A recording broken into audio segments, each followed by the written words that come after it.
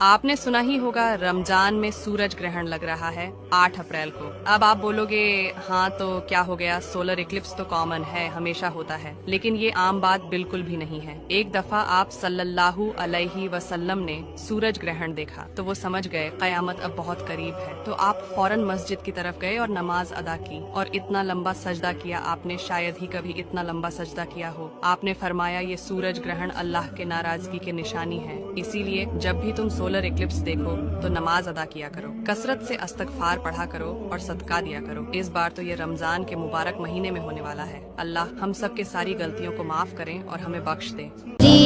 رحمت کا